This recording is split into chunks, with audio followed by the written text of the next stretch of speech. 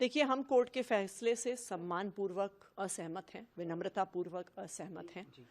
आज के दिन में ईडी के पास कोई सबूत नहीं है। 2 साल की इन्वेस्टिगेशन के बाद भी उन्हें 1 रुपया भी प्रोसीड्स ऑफ क्राइम नहीं मिला है। जो उनका पूरा केस है वो ऐसे विटनेसेस के आधार पर बना हुआ है जिनको पहले गिरफ्तार किया जाता है, उन पे दबाव बनाया जाता है और फिर आम आदमी पार्टी और अरविंद केजरीवाल के खिलाफ बयान दिए जाते हैं। चाहे राघव मगुंटा हो, चाहे शरद रेड्डी हो, जिनके आधार पर ईडी ने पूरी अपनी रिमांड एप्लीकेशन बनाई है। जब उनकी पहले क्वेश्चनिंग हुई, वो कहते हैं हम आम आदमी पार्टी के किसी नेता को नहीं जानते, हम विजय नायर को नहीं जानते, हम अरविंद केजरीवाल से नहीं मिले, हमने किसी को कोई पैसे नहीं दिए। गिरफ्तारी के बाद उन पे दबाव बनाया जाता है, उनसे आम आदमी पार्टी के खिलाफ स्टेटमेंट्स लिए जाते हैं और जैसे ही वो स्टेटमेंट दे देते हैं कुछ दिन में उनको बेल दी जाती है।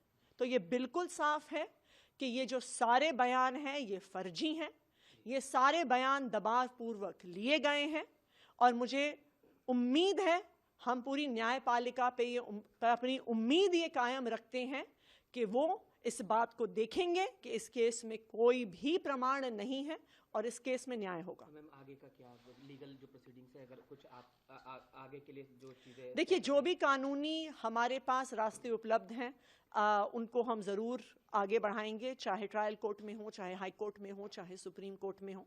लेकिन हम न्यायपालिका से भी ये उम्मीद करेंगे कि उनकी आंखों के सामने लोकतंत्र की हत्या हो रही है, उनकी आंखों के सामने एक एक करके विपक्ष की पार्टियों पे हमले हो रहे हैं, उनकी आंखों के सामने विपक्ष के नेताओं को जेल में भेजा जा रहा है, उनकी आंखों के सामने विपक्ष की पार्टियों के बैंक अकाउंट फ्रीज किए जा रहे हैं।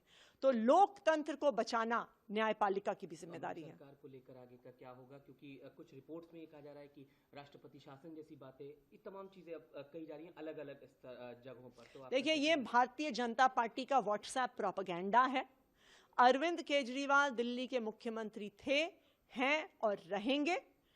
कोई भी कॉन्स्टिट्यूशनल और लीगल बार नहीं है उन पर मुख्यमंत्री रहने की। उनका कोई कन्विक्शन नहीं हुआ है। इस देश में आपका कन्विक्शन हो जाता है, 2 साल से ज्यादा की सजा होती है, तो आप फिर जनप्रतिनिधि नहीं रह सकते हैं। लेकिन अरविंद केजरीवाल की कोई कन्विक्शन नहीं हुई है, इसलिए कोई भी कॉन्स्टिट्यूशनल बार नहीं है उनके मुख्यमंत्री रहने पर। सुनीता जी ने जो ट्वीट किया है उस पर भी प्रतिक्रिया दे दीजिए। देखिए, आज पूरा देश अरविंद केजरीवाल जी के परिवार के साथ खड़ा है और मुझे लगता है कि अरविंद केजरीवाल जी की पत्नी सुनीता केजरीवाल जी का ट्वीट दिखाता है कि पूरा परिवार हिम्मत के साथ, बहादुरी के साथ लोकतंत्र को बचाने की इस लड़ाई में डटा हुआ है। इससे ज्यादा मुश्किल परिस्थिति एक परिवार के लिए क्या हो सकती है कि एक पिता, एक पति, एक बेटा जेल चला गया है, उनको पता नहीं है कब वापस आएंगे, लेकिन वो परिवार टूटा नहीं है। जैसे मनीष सिसोदिया का परिवार नहीं टूटा, जैसे संजय सिंह का परिवार नहीं टूटा, जैसे सत्येंद्र जैन का परिवार नहीं टूटा। ये लोग भारतीय जनता पार्टी वाले सोचते हैं कि हम केस कर देंगे और विपक्षी पार्टियों के नेता कूद कूद कर भारतीय जनता पार्टी में चले जाएंगे, लेकिन आम आदमी पार्टी का एक एक नेता, उनके परिवार का एक एक सदस्य लोकतंत्र को बचाने की इस लड़ाई में डटा हुआ है और डटा हुआ रहेगा।